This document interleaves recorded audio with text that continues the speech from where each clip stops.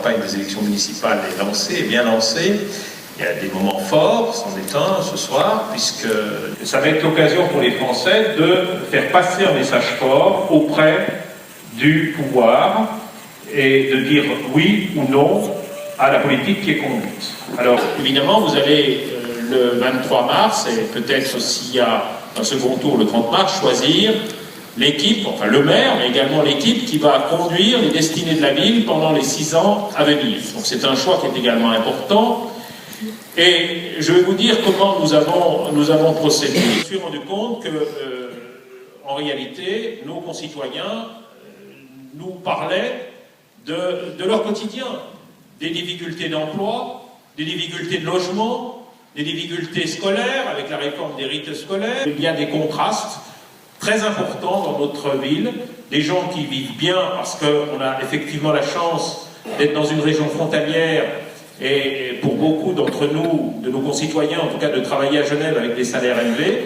Et puis d'un autre côté, il y a des gens qui vivent ici, qui souvent, pour certains d'entre eux, n'ont pas de travail. Ça représente 10% de la population active, donc on est pratiquement à masse au niveau des statistiques nationales en ce qui concerne le chômage. L'idée de créer dans le quartier une permanence juridique, entre guillemets, 10 ans.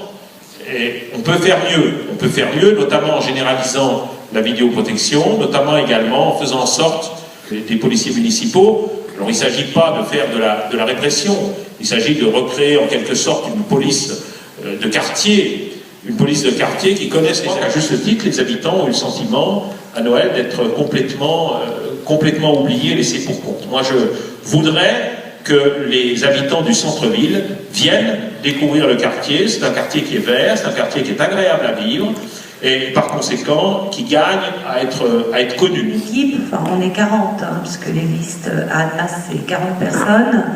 Ici vous en... Merci beaucoup. Merci beaucoup. Oui, comme Caroline le rappelait, un certain nombre d'entre vous étaient là vendredi soir pour parler de démocratie participative. En effet, au moment où les outils numériques nous permettent de tous nous rapprocher, on se demande pourquoi ce ne serait pas le cas aussi entre les élus et les administrés. Pourquoi est-ce que ça ne se fait pas aujourd'hui à Annemasse?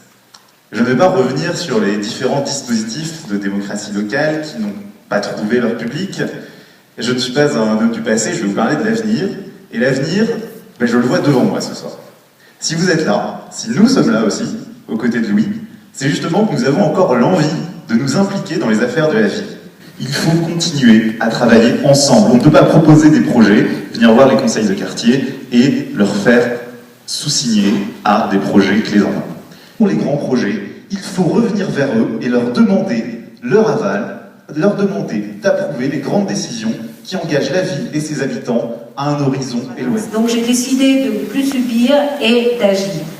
D'agir avec une équipe qui rêve d'une ville effectivement où on puisse respirer. Spécifique aux résidents, c'est-à-dire que très souvent les personnes qui rentrent de chez eux le soir n'ont pas moyen de stationner donc, devant leur habitation.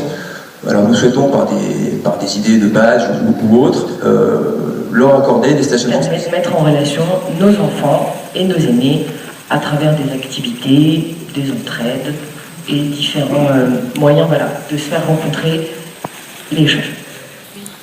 Bonsoir et merci d'être venu nous écouter et écouter en tout cas notre programme. Donc moi, comme disait Caroline, je suis issu du monde de l'entreprise. Je suis, et j'ai envie de dire, pas un politicien professionnel. Donc je sais de quoi je parle et je sais ce qui se passe et la réalité du terrain aujourd'hui. Comme disait Caroline assez justement, on va parler du monde de l'entreprise et de l'emploi. L'un et l'autre sont indissociables. Le premier, c'est le monde de l'entreprise. Aujourd'hui, j'ai des collègues, des confrères, qui me remontent régulièrement, et ça de manière assez récurrente, les difficultés qu'ils ont à... Ces jeunes-là, il se passe un phénomène, c'est que les 3/4 du temps, ils me disent, on n'a pas le réseau. C'est d'un déficit de 120 000 euros à un déficit de 6 000 euros. Je connais peu de structures qui divisent leur déficit par 20. Donc, et je suis bien placé pour connaître le travail qui est fourni par ses employés.